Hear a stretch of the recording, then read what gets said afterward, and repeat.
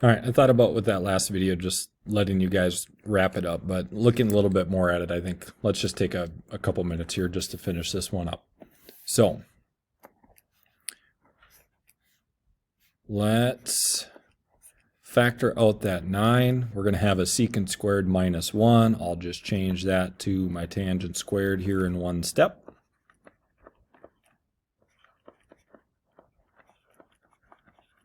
All right, so now we see the 3 and the 9 reduced to a 1 and a 3. This tangent is going to cancel out one of those. You know, I think I'm just going to bring that 1/3 in front. Okay, what do we have? We've got a secant in the numerator, a tangent in the denominator. Oh, this should have switched to a 1 when we did our substitution. Did I really leave that the whole time on the last one? I did. Nobody said anything. Thanks a lot, guys. Just kidding. All right, so we have a secant over a tangent. So let's do a little thoughts on secant over tangent. We know secant, of course, is 1 over cosine. Tangent is sine over cosine. So this is 1 over cosine times, change dividing to multiplying by the reciprocal.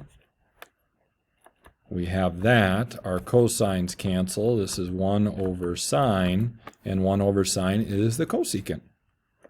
So we have 1/3 times the integral of the cosecant. And then I'm struggling with my variables. I'll tell you what, guys.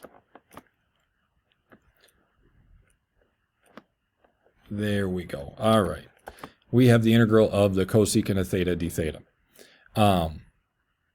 Okay, well, what is the antiderivative of the cosecant? Well, grab your derivative, antiderivative rule sheet and find cosecant.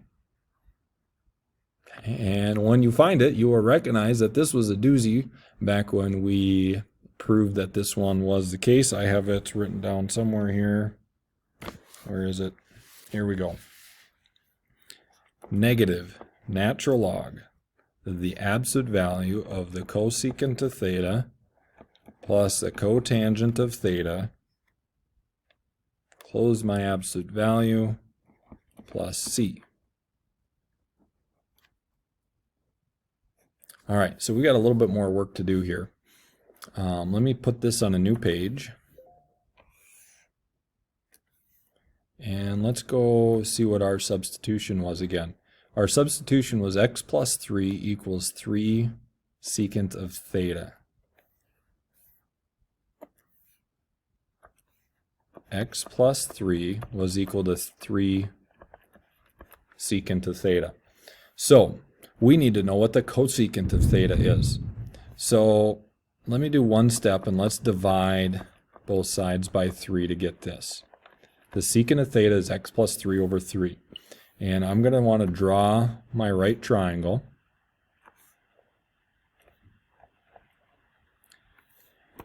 And I know the secant is of theta is hypotenuse over adjacent. So hypotenuse I'm going to have be my x plus 3, and I'm going to have my adjacent be 3. Now we need to find out what the cosecant of theta is. Cosecant is the reciprocal of sine. So that's going to be hypotenuse over opposite. I need to know what the opposite is. So this is going to be the square root of x plus 3 squared minus 3 squared. Okay, just using the Pythagorean theorem. Now, what is that equal to? Well, if I squared this, it'd be an x squared plus 6x plus 9, but then we're subtracting 3 squared, which is 9. So this just ends up being the square root of x squared plus 6. So we have a negative 1/3 natural log absolute value. What is the cosecant of theta? The cosecant of theta is x plus 3 over the square root of x squared plus 6x plus the cotangent of theta. Cotangent is going to be adjacent over opposite, 3 over the square root of x squared plus 6x plus c. Notice that those do have a common denominator of the square root of x squared plus 6x, so it is x plus 6 over the square root of x squared plus 6x. There we go. And that's good. You could do more with this. That's good enough for me right now. All right, thanks for finishing up that problem with me.